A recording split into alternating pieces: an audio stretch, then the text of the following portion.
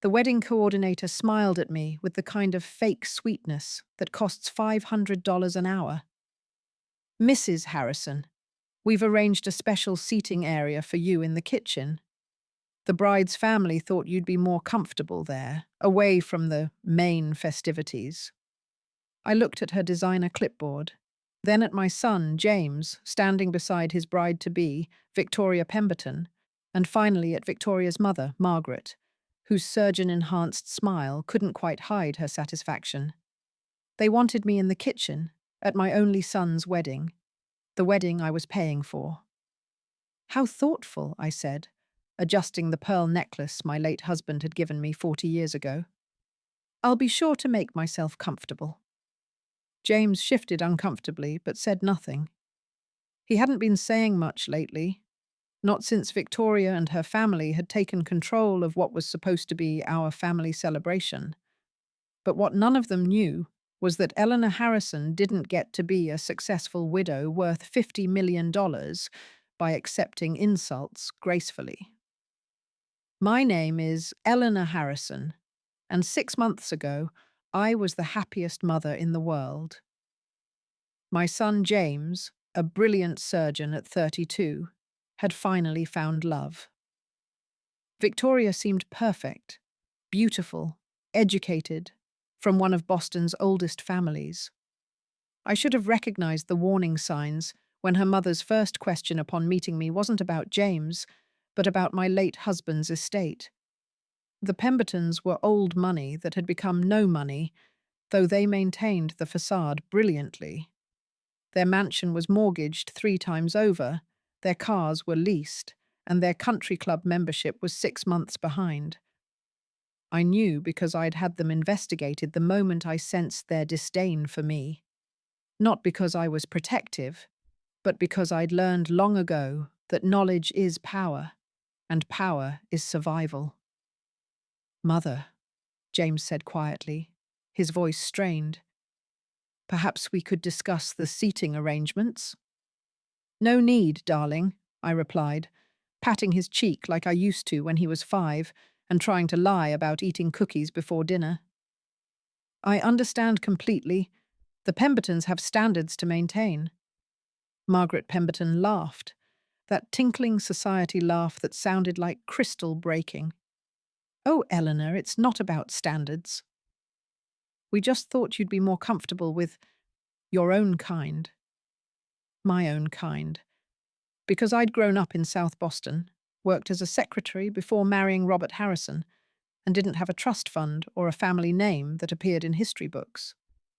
Never mind that I'd built a medical equipment empire after Robert's death, or that I'd sent James to Harvard Medical School, or that I was worth more than the entire Pemberton family combined. You're absolutely right, Margaret, I said, pulling out my phone. I should be with my own kind. Excuse me while I make a few calls. I walked away, hearing Victoria whisper to James, I told you she'd understand. Your mother knows her place. Her place. If only they knew that my place was about to be at the center of the most spectacular wedding disaster in Boston society history. I made my first call to Anthony Castellano, the owner of Castellano Catering, who was handling the reception. Tony, it's Eleanor Harrison. Yes, the Harrison-Pemberton wedding. I need to make a small adjustment to our contract. Eleanor, anything for you. You saved my daughter's life with that medical equipment donation. What do you need? I need you to check your contract, specifically the signature page. I heard papers rustling. It's signed by you? Just you. Correct. And who's the only person authorized to make changes? You are. Perfect. I'm cancelling the catering, effective immediately. Eleanor, the wedding is in 3 hours. I'm aware. Send your staff home, Tony. You'll be paid in full, plus a 50% cancellation bonus for the inconvenience. But what about the food? We've prepared for 500 guests. Donate it to the homeless shelter on Tremont Street. Tell them it's a gift from the Pemberton family. I made similar calls to the florist, the band, the photographer, and the venue. Each contract was in my name alone. James had been too busy with his surgical residency to handle the planning, and Victoria had been happy to let me pay for everything while making all the aesthetic decisions. My phone rang. It was Patricia Chen, the wedding coordinator. Mrs. Harrison, there seems to be some confusion. The vendors are saying their services have been cancelled. No confusion, Patricia. I've cancelled them. But, but the wedding will proceed. The Pembertons are resourceful people. I'm sure they can figure something out. After all, they don't need help from someone who belongs in the kitchen. I hung up and made my way to the church, arriving just as the first guests were being seated. The sanctuary was beautiful. $10,000 worth of white orchids and roses that would start wilting in about an hour, when the air conditioning I'd also paid for mysteriously stopped working. I took my seat in the back row, not the front where the mother of the groom should sit. Margaret Pemberton had made sure of that, insisting that only immediate family sit in the first 3 rows. Apparently, the woman who gave birth to and raised the groom didn't qualify. Judge Morrison, one of Robert's old friends, slid in beside me. "Eleanor, what are you doing back here?" "Enjoying the show, Henry." "Show?" "Wait for it." The music started, and Victoria appeared in a $30,000 dress that I'd paid for, looking like a fairy tale princess. She walked down the aisle on her father's arm, both of them glowing with satisfaction. They'd won, they thought. They'd successfully marginalized the working-class mother-in-law and secured access to the Harrison money through James. The ceremony proceeded smoothly until Father McKenna asked if anyone had any objections. I stood up. "I don't object to the marriage," I said clearly, my voice carrying through the sanctuary. "But I do object to fraud." The church erupted in whispers. Victoria's face went white under her veil. "Sit down," Margaret hissed. "In a moment," I said, walking toward the altar. "But first, I think everyone should know what kind of family my son is marrying into." I pulled out my phone and connected it to the church's sound system, a modern upgrade I'd donated money for last year. 3 months ago, I announced, I hired a private investigator to look into the Pemberton family finances. What I found was interesting. "This is outrageous!" Richard Pemberton, Victoria's father, shouted. "What's outrageous by Temptation?" I continued, "is that you've been embezzling from your client's trust funds for 5 years. It's all documented here. The FBI received copies this morning." The whispers turned to gasps. Several of Richard's clients were in attendance. "That's slander," Richard protested. "It's evidence. But that's not why I'm interrupting. Victoria, would you like to tell James about Brandon?" Victoria's bouquet trembled. "I don't know what you're talking about." "Brandon Mitchell. Your actual fiancé. The one you've been engaged to for 2 years. The one waiting for you in New York, thinking you're here visiting your sick grandmother." James pulled off Victoria's veil, staring at her in shock. "What?" "Oh, yes," I said, pulling up photos on my phone, now displayed on the church's digital screens, normally used for hymn lyrics. "Here's Victoria and Brandon at their engagement party 18 months ago. Here they are apartment hunting in Manhattan last month. And here's the wedding venue they've booked for next spring." Victoria started crying, but they weren't eager tears of shame. They were tears of rage at being exposed. "The plan was simple," I explained to the stunned congregation. "Marry my son, get access to his inheritance, divorce him within a year claiming irreconcilable differences, and walk away with half of everything. Massachusetts is a community property state, after all. Then she'd marry Brandon with my money financing their life together. "You're lying!" Margaret screamed. "Am I?" Then why did Victoria have James sign a life insurance policy last week with Brandon Mitchell as the secondary beneficiary? Rather optimistic, don't you think? James stood at the altar like a statue, his surgical hands, hands that could save lives with their precision, now trembling as he processed what I'd just revealed. The church had descended into chaos. Half the guests were recording with their phones, the other half were shouting. But I wasn't done, not even close. "Security!" I called out, and 4 uniformed officers entered the church. "Please escort the Pemberton family out. They're trespassing on private property." "This is a church," Richard Pemberton shouted. "You can't throw us out of a church." "Actually, I can," I replied, pulling out another document. "I hold the mortgage on St. Augustine's. Have for 3 years, since the diocese nearly went bankrupt. Father McKenna, would you like to explain, or shall I?"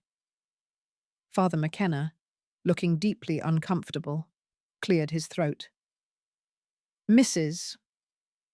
Harrison is our primary benefactor. She has certain rights." "Get out," I said simply to the Pembertons. "All of you." Margaret Pemberton stood up, her Botox-frozen face managing to convey fury despite its limitations. "James, are you going to let her do this to your bride?" James finally found his voice. "My bride? You mean the woman who's been lying to me since the day we met? The woman who's engaged to someone else?" He turned to Victoria. "Is it true?" Victoria's tears had smeared her perfect makeup, revealing the calculation underneath. "James, baby, I can explain." "Explain what?" "That you're a con artist, that your whole family are thieves." He pulled off his wedding ring, the ring I'd helped him choose that had belonged to his grandfather, and dropped it on the altar. "Get out." "You'll regret this," Victoria snarled, her sweet facade finally cracking completely. "You and your trash mother. We'll sue you for breach of promise, emotional distress." "With what money?" I interrupted. "Your father's assets were frozen an hour ago. The FBI tends to do that when they're investigating embezzlement." "Oh, and Brandon.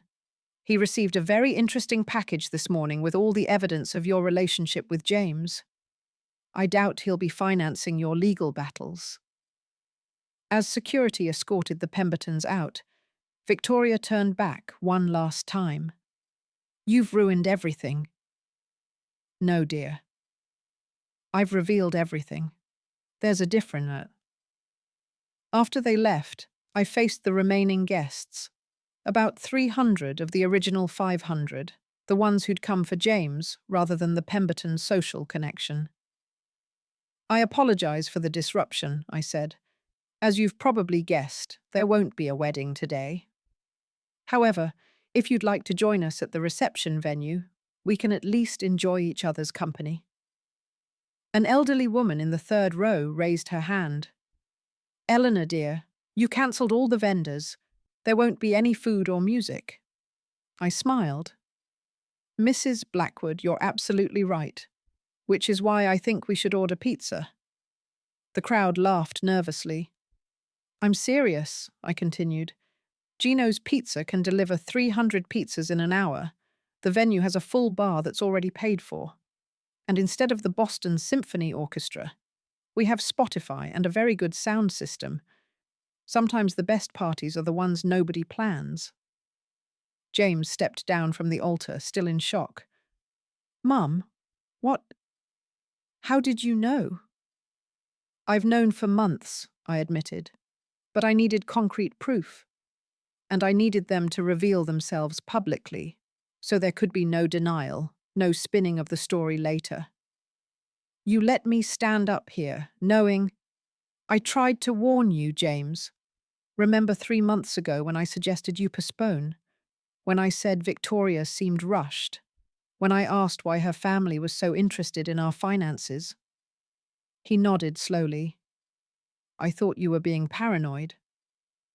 I'm a 67-year-old widow who built a fortune from nothing. Paranoia is just another word for experience. But the money you spent on this wedding was worth every penny to protect you from a lifetime of misery. Besides, most of it's refundable when the bride's family commits fraud. We moved to the reception venue, the Four Seasons ballroom that had been transformed into a winter wonderland at Victoria's insistence. Without the flowers I'd cancelled, the band that wasn't coming, and the catering that had been donated to charity, it looked rather sparse. But sometimes empty spaces just need the right people to fill them. Gino himself showed up with the first delivery, bear-hugging me at the entrance. Eleanor, when you called, I thought you were joking. Have I ever joked about pizza, Gino? Never. You've been keeping my family in business for 20 years. The story of why I'd been Gino's first investor when he was a struggling immigrant was well known in our neighborhood, but news to James's Harvard Medical School colleagues, who started seeing me differently. Not as the embarrassing working-class mother, but as someone who'd quietly built an empire while never forgetting her roots. As the party transformed from a formal wedding to an impromptu celebration, people began approaching me with stories I'd never heard. Dr. Patricia Winters, James's mentor. Did you know your mother funded the free clinic where you did your first rotation? She insisted on anonymity, but we all knew. Michael Chen, James's best friend from medical school. Your mum paid my tuition when my father lost his job. She never told anyone, made me promise not to tell you. Sarah Martinez, a nurse at James's hospital. Mrs. Harrison donated the pediatric MRI machine last year. The plaque says anonymous donor, but the check signature was yours. James was hearing all of this for the first time, his eyes growing wider with each revelation. Mum, why didn't you tell me? Because charity isn't charity if you advertise it. And because I wanted you to make your own way, not coast on my reputation. But the Pembertons said you were new money, classless, an embarrassment. I sipped my champagne, the good stuff, since the Pembertons weren't here to judge. James, I've been called worse by better people. Judge Morrison stood up, tapping his glass for attention. I'd like to make a toast. To Eleanor Harrison, who just saved her son from what would have been the most expensive mistake of his life. Hear, hear, the crowd echoed. And, the judge continued, I'd like to share something. 30 years ago, Eleanor's late husband Robert was my law partner. When he died suddenly, leaving Eleanor with a mountain of debt and a small child, nobody thought she'd survive. The medical equipment business he'd started was failing. His life insurance had lapsed. She had nothing. I tried to stop him, but he waved me off. Eleanor could have declared bankruptcy, could have moved back to South Boston, could have given up. Instead, she took Robert's failing business and turned it into Harrison Medical Technologies. She put herself through night school to learn the industry. She worked 18-hour days while raising James alone. And when the company went public 10 years ago, she became one of the wealthiest self-made women in Massachusetts. Judge, I protested, I'm not finished. The Pembertons treated this woman like she was beneath them because she didn't inherit her money, because she earned it. They put her in the kitchen at her own son's wedding because they thought she didn't belong with their kind. Well, their kind are being arrested as we speak for stealing from orphans' trust funds. So tell me, who really belongs in the kitchen? The applause was thunderous, but I wasn't looking at the crowd. I was watching James, who had tears streaming down his face. Mom, I'm so sorry. I let them, I let them treat you like I didn't matter. I know, sweetheart.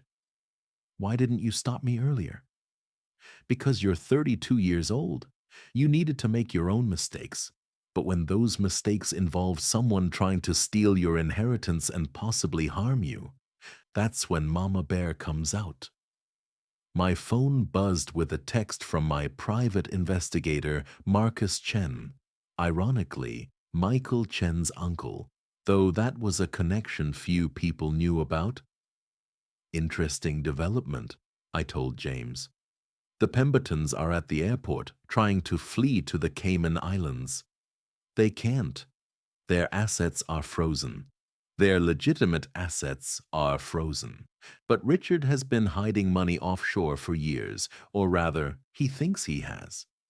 I made a call, putting it on speaker so James could hear. Marcus? Yes, they're at Logan Airport, Terminal E. Did the transfer go through? Excellent. What transfer? James asked. Remember how Victoria had you sign all those papers last week? Including giving her power of attorney for wedding planning purposes? Yes? Well, she used that power of attorney to access your trust fund.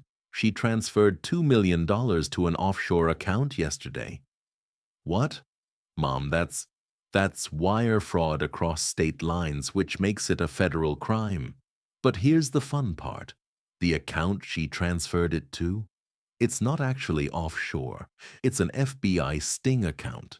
Every dollar that goes in is tracked, traced, and used as evidence. You knew she'd steal from me? I suspected. So I made sure that if she did, she'd hang herself with the rope I provided. Just then, Patricia Chen, the wedding coordinator, rushed in. Mrs. Harrison, the Pembertons were just arrested at the airport. It's all over the news. I turned on the large screen in the ballroom, switching from the playlist to CNN.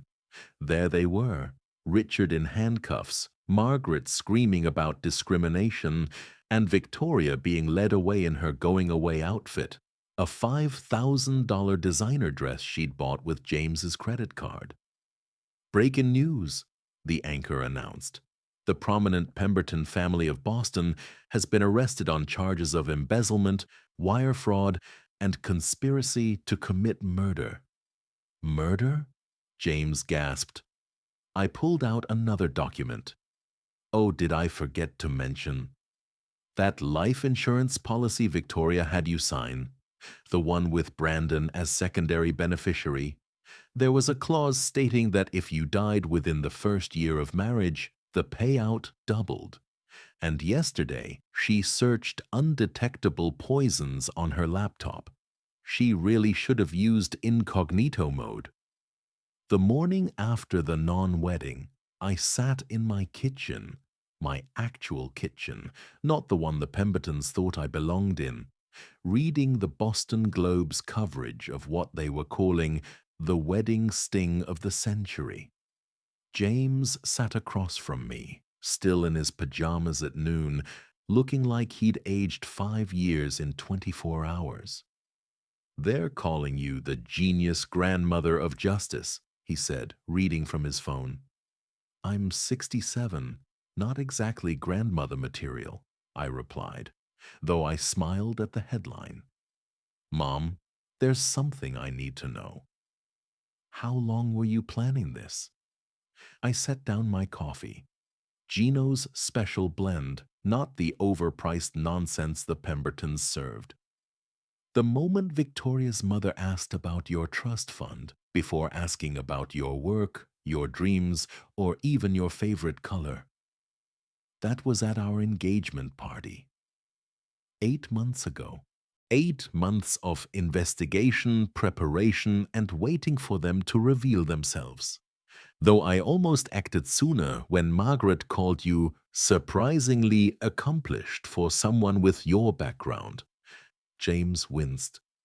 I should have defended you. You were in love? Or thought you were. Love makes us stupid sometimes. Were you ever stupid for love? I thought about Robert, dead 27 years now. Your father and I had 3 good years before his business consumed him. When he died, I could have been bitter. Instead, I chose to be better. Everything the Pembertons sneered at, my work ethic, my background, my connections to those people, became my strength. The doorbell rang. Through the window I could see a news van and a familiar face. Diana Walsh from 60 Minutes. You called 60 Minutes? James asked incredulously. They called me.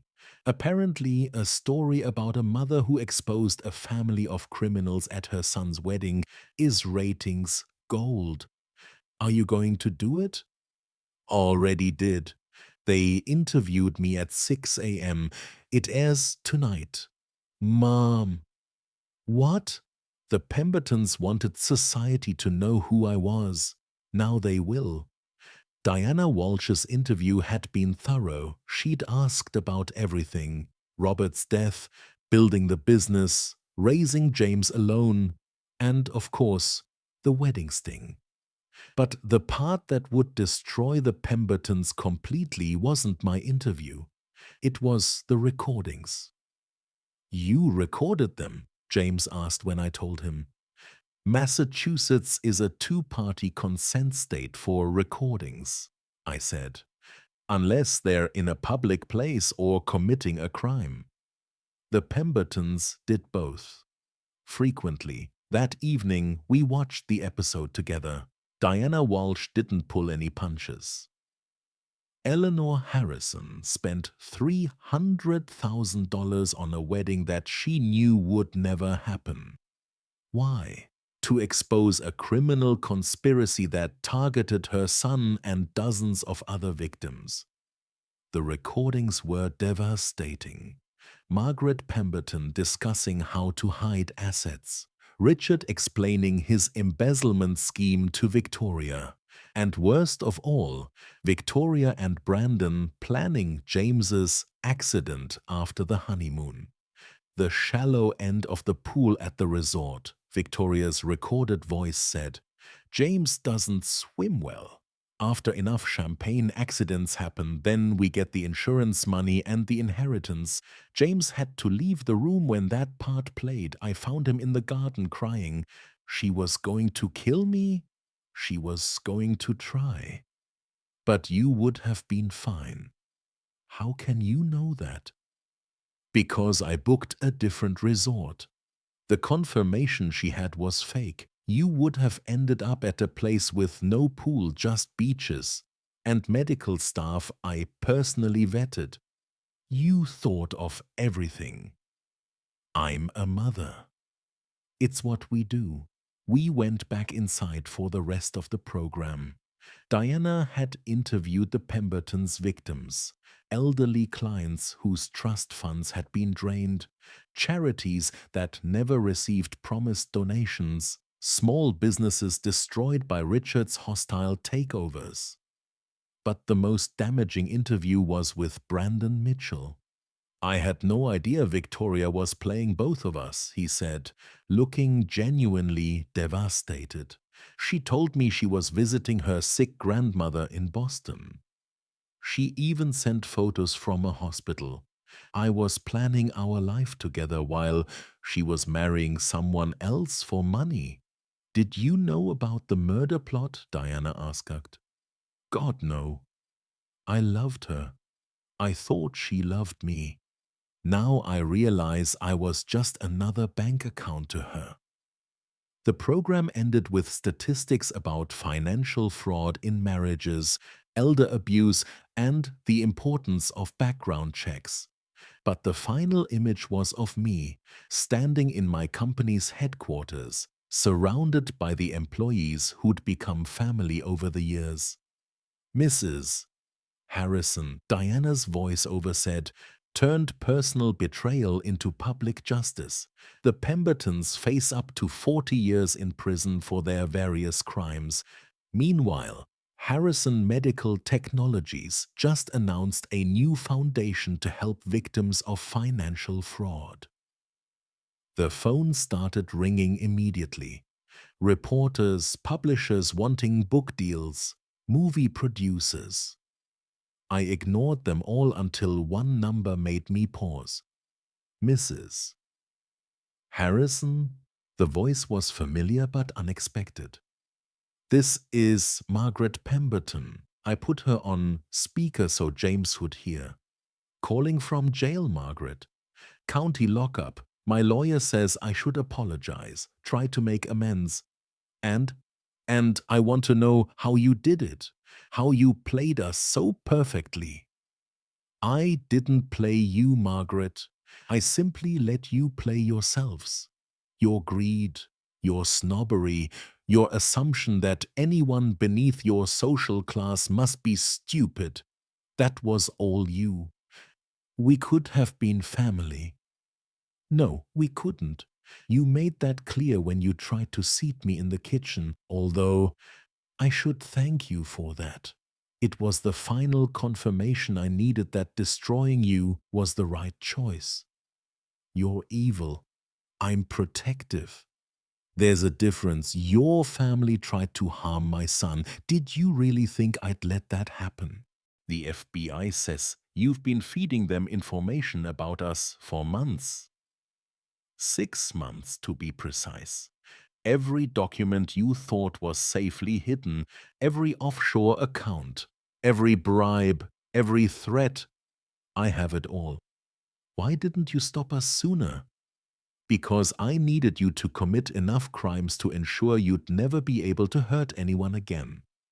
One count of fraud might get you probation. 27 counts gets you decades in prison. My daughter is 25 years old. If she gets 40 years, she'll be 65 when she gets out. Still younger than I am now, she can start over. Maybe she'll even learn what it's like to actually work for something instead of stealing it. Margaret hung up. James looked at me with a mixture of awe and something else, maybe fear. Mom, you're terrifying. I'm prepared. After your father died, I promised myself two things. I'd give you every opportunity to succeed, and I'd protect you from anyone who tried to harm you. The Pembertons tried to harm you, but the planning, the detail. James, do you know why Harrison Medical Technologies succeeded when so many startups fail?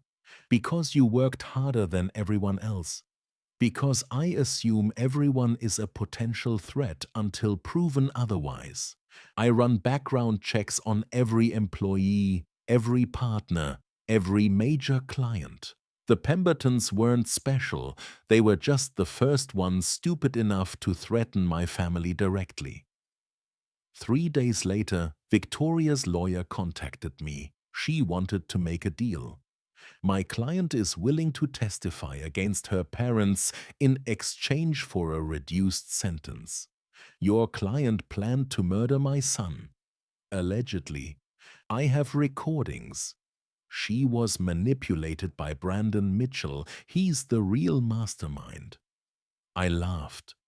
Brandon Mitchell is a trust fund baby with the IQ of a golden retriever. Victoria was the one Googling poisons and studying James's life insurance policy. What would it take for you to recommend leniency? A time machine. Your client made her choices. Now she faces the consequences. You're being vindictive. I'm being just. Your client is an attempted murderer who happened to be bad at it. Incompetence doesn't equal innocence. The lawyer hung up, but an hour later my phone rang again. This time it was James. Mom, I'm at the hospital.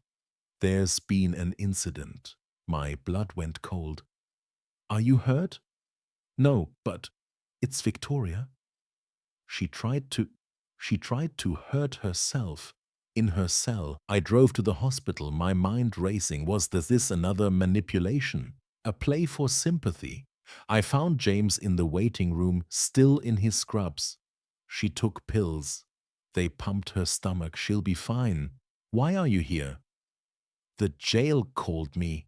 I'm still listed as her emergency contact. James, I know what you're going to say. But Mom, she's still a human being. A human being who tried to kill you. Who planned to. There's a difference. I studied my son, this man who saved lives every day, who still had compassion even for someone who'd betrayed him so completely. You want to help her? I want to make sure she gets psychiatric treatment. Real help, not just prison. She doesn't deserve your kindness. Maybe not. But I need to give it anyway. For me, not for her. This was why I'd protected him so fiercely.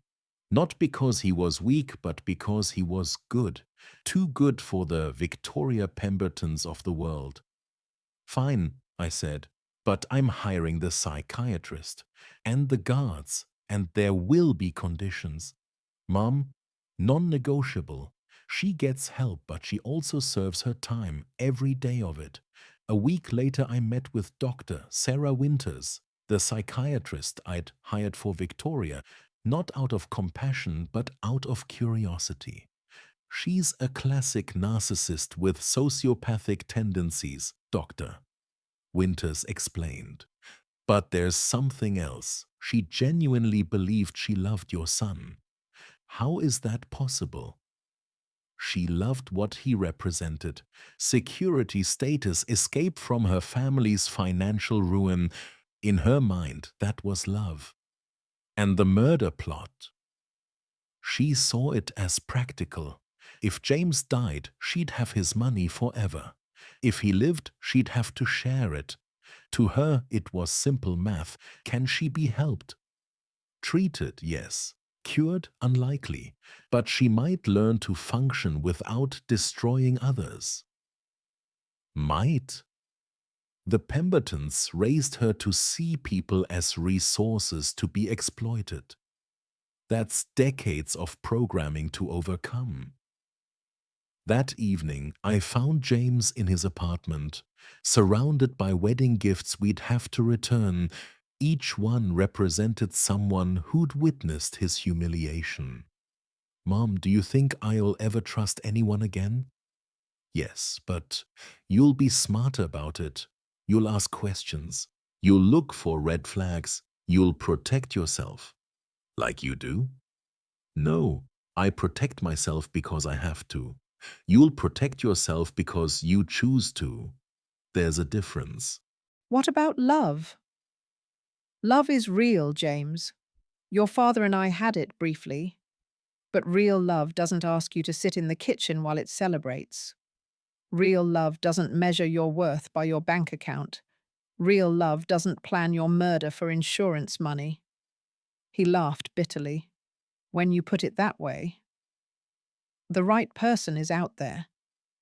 Someone who loves you for your kindness, your dedication, your terrible jokes. Someone who sees me as a bonus, not an obstacle. You are pretty amazing, Mum. I'm a mother who did what needed to be done. Nothing more, nothing less. 6 months later, the trials ended. Richard got 25 years for embezzlement. Margaret got 15 for conspiracy. Victoria got 30 years with the possibility of parole in 20. The wedding venue refused to refund my deposit until I mentioned that my lawyer was Judge Morrison's son. The check arrived the next day. I donated it to the women's shelter, along with the wedding dress Victoria had left behind. Some other bride could use it, one who actually loved her groom. James threw himself into his work, becoming the youngest chief of surgery in Massachusetts General's history. He dated occasionally, but cautiously. I had each woman investigated, discreetly. So far, none had secret fiancés or murder plots. The Pemberton mansion was seized by the government and auctioned off. I bought it through a shell company and turned it into a halfway house for women leaving prison. The irony wasn't lost on anyone. 1 year after the wedding that wasn't, James met Sarah Chen at a medical conference. She was a pediatric surgeon from California who didn't know about the wedding scandal, didn't care about the Harrison money, and thought my protective nature was adorable but unnecessary. I had her investigated anyway. Clean record, stable family, no debt beyond student loans. When James found out about the background check, instead of being angry, he laughed. Of course you did. You expected less? I'd be disappointed with less. They married 2 years later in a small ceremony in our backyard. 20 guests, Gino's catering, and a DJ instead of a band. Sarah's family sat wherever they wanted. No one was assigned to the kitchen. During the mother-son dance, James whispered, "Thank you." For what? For saving me from Victoria. For protecting me even when I didn't know I needed it. For being exactly who you are. I'm your mother. It's what I do. No, Mum. What you do is extraordinary. The Pemberton story became a cautionary tale in Boston society. Background checks for marriages increased by 400%. Prenups became standard. And nobody ever tried to seat a mother in the kitchen at her child's wedding again. As for me, I still run Harrison Medical Technologies, still live in the same house Robert and I bought 40 years ago, still have pizza with Gino every Thursday. But now I also run the Harrison Foundation for Fraud Prevention. We've helped expose 17 cases of marriage fraud in 3 years. Each time, I think of Victoria in her cell, learning that actions have consequences. James asked me once if I regretted how things ended. The only thing I regret, I told him, is that the Pembertons forced me to show my hand. I prefer being underestimated. Why? Because when people underestimate you, they show you exactly who they are. And when you know who they are, you know how to destroy them if necessary. That's dark, Mum. That's survival, son. The world is full of Pembertons. The trick is recognizing them before they recognize you. The truth is, I would do it all again. Every investigation, every recording, every carefully planned revelation. Because that's what mothers do. We protect our children, even when they're 32-year-old surgeon who think they can handle the world alone. The Pembertons thought they were predators, and I was prey. They forgot that mother bears are the most dangerous animals in the forest, especially when you threaten their cubs. My name is Eleanor Harrison. I'm a widow, a mother, a CEO, and apparently, according to the internet, a legend. But mostly I'm proof that you should never, ever underestimate a woman you've relegated to the kitchen. Because the kitchen, as the Pembertons learned, is where the knives are kept.